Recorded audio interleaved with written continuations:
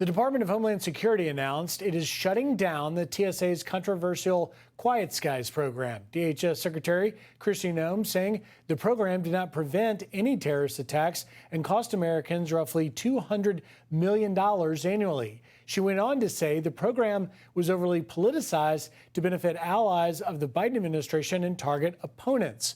Joining us now, former DHS Acting Secretary Chad Wolf. And Chad, this is a very interesting thing because it began years ago with good intentions, but as Noem points out, zero results in making Americans safer. And then we learn that the DNI, Tulsi Gabbard, was targeted by that program. I just want to play you a little bit of what she had to say and get your reaction. There were other high-level Americans who went and participated in the meetings that I did in Rome, at the Vatican, at which time I was placed on this list. I called them immediately and I said, hey, I'm going through all of this additional screening, surveillance. This is really weird. Did you have to go through that? And every one of them said, no, we were not. And the key difference there is the night before traveling, they were not on Fox News criticizing then Vice President Kamala Harris. Chad, what's your thoughts on that? Well, Quiet Skies, the program at question here, I think has been controversial for a number of years. I don't think TSA and DHS has done a very good job of explaining to the American people, or frankly to members of Congress, on why it's needed. And as Secretary Noem has said, without really any results. So it's a very big price tag for a program that's not yielding a lot of results. But what I should say here is, like, this is a big deal. This is something that the former TSA administrator, Dave Pekoske, really should be, brought before Congress and asked how all these individuals, such as Tulsi Gabbard and others, were added to the Quiet Skies list, as well as were excluded from the Quiet Skies list. So I think this is what drives the American people really crazy about the federal government, when there are these watch lists that people get added to and taken off of, really for arbitrary reasons. And I think that's what kind of drove the Trump administration and Secretary Noem to end the program.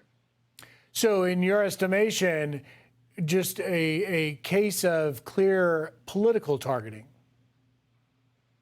I think so. I think it was political targeting, but it was also arbitrary.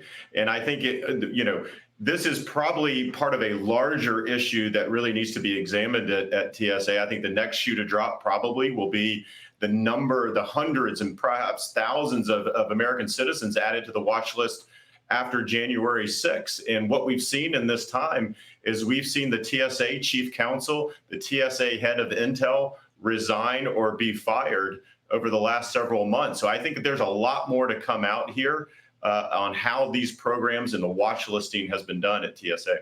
It would be interesting to see what David Pekoske has to say about that. Perhaps a House committee will bring him up. Let me turn to this story, Chad, which obviously you are watching as well. Kilmar Abrego Garcia now back in the U.S. facing human smuggling charges that apparently spanned years and targeted women, even children, according to the indictment. Your reaction? Yeah, look, this is exactly what the Trump administration could be doing. They had two options if they decided to bring this individual back, which they have done. They can charge him with a crime and prosecute him, which appears is the route they're going down, or they can simply remove him to another country other than El Salvador. Or I guess a third option would be to remove the withholding of removal and returning back to El Salvador. So a lot of different options for the Trump administration. I think the bottom line is this individual has a final order of removal. He should not be in the United States. He is not a U.S. citizen. He has no right to be here. And so all of these politicians, particularly on the left, that have gone out of their way to say, oh, he's a good person, he's a Maryland man, he should be brought back to the United States. They're absolutely wrong on this issue. They don't understand immigration law, and they don't understand the threat that this individual has posed to American citizens as well. Yeah, and to your point, Chad, we just had in the last hour the Todd Lyons, the acting director of ICE, saying he didn't want to get ahead of exactly how it plays out. But at the end of the day, there is a final deportation order. He will be removed ultimately at some point somewhere. But you triggered my mind here a little bit. I do want to get your reaction to, those that understand immigration law. And your point's very salient that so many people fail to understand immigration law. Do politicians also do that? Because you've now got LA Mayor Karen Bass saying that what she sees with the federal immigration legal warrant raids being carried out, that is, she linked it to terror, saying that she's not going to allow it to, quote, stand.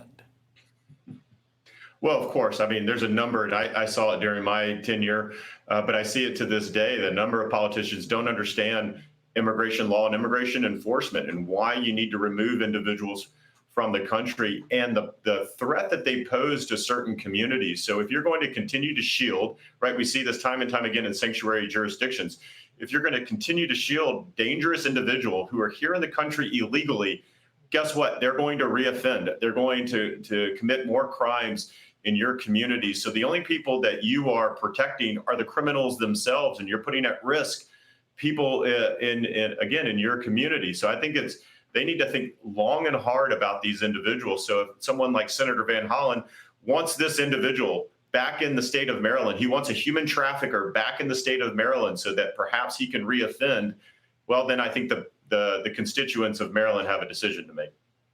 Former Acting DHS Secretary Chad Wolf, great insight as always. Thank you, Chad. Thank you. Hey, Sean Hannity here. Hey, click here to subscribe to Fox News YouTube page and catch our hottest interviews and most compelling analysis. You will not get it anywhere else.